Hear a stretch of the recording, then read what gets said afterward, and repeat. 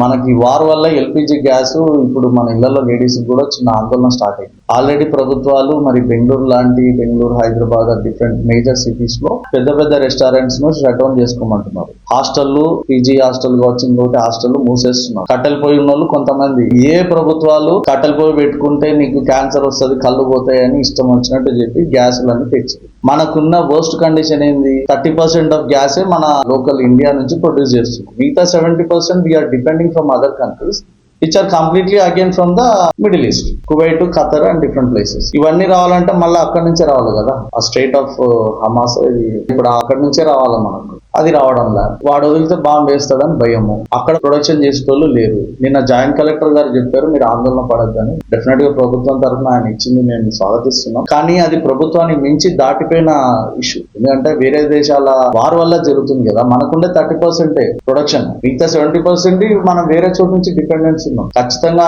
War మన కంట్రోల్లో లేదు కాబట్టి ప్రొయాక్టివ్ మెజర్మెంట్స్ ప్రభుత్వం మనకు ఏదన్నా ఎసెన్షియల్ థింగ్ కాబట్టి కుకింగ్ రిలేటెడ్ ఏదన్నా ఉంటే ప్రభుత్వం సూచనలు ఇవ్వాలా. ఈడ హాస్టల్లో రెస్టారెంట్లు మూసేస్తే వాడు ఇంట్లో కదా తినేది, మళ్ళీ న్యాచురల్ గా డొమెస్టిక్ యూసేజ్ పెరుగుతుంది. మరి ఏదన్నా ఉంటే ఆల్టర్నేట్ ఏదన్నా ప్రభుత్వం కొంచెం ప్రాపర్ వేలో ఛానలైజ్ చేసి పబ్లిక్ ఎసెన్షియల్ కింద ప్రియారిటీ కింద ఏదన్నా చెప్తే బాగుంటదని మా ఒక స్ట్రాంగ్ ఒక ఒపీనియన్. వాళ్ళది కూడా మరి ప్రభుత్వమే చూసుకోవాలి. ఎందుకంటే వర్కర్లు న్యాచురల్ గా కుకింగ్ సోర్స్ అనేది గ్యాస్, కట్టెలు పోయి తీపిచ్చినాం కదా మనం, పొగలు కొట్టాలు కళ్ళు పోతాయి. మనకు చేత కానప్పుడు అంత విపరీతంగా దుబ్బకూడదు.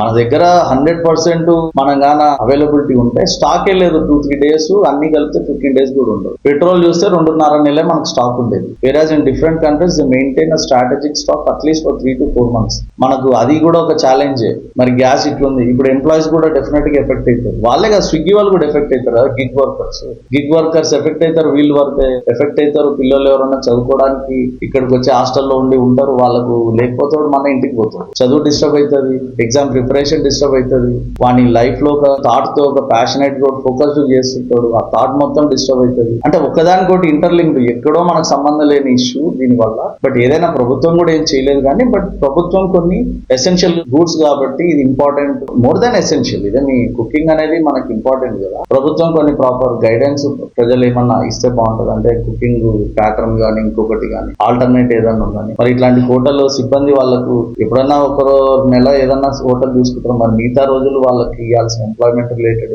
భరోసా, ముఖ్యంగా ఈ న్యాచురల్ ట్రాన్స్పోర్టేషన్ ఉంటుంది. అంటే సడన్ ఫోర్స్ అగైన్ మళ్ళా వాడు వెనక్కి పోవాలి, ప్రిపేర్ అయ్యేటోడు ఎవడన్నా హాస్టల్ నుండి ప్రిపేర్ అయ్యేటోడు. ఇవన్నీ ప్రభుత్వం కొంచెం వాళ్ళకి ఏమైనా గైడెన్స్ ఇస్తే బాగుంటుందని మా సూచన.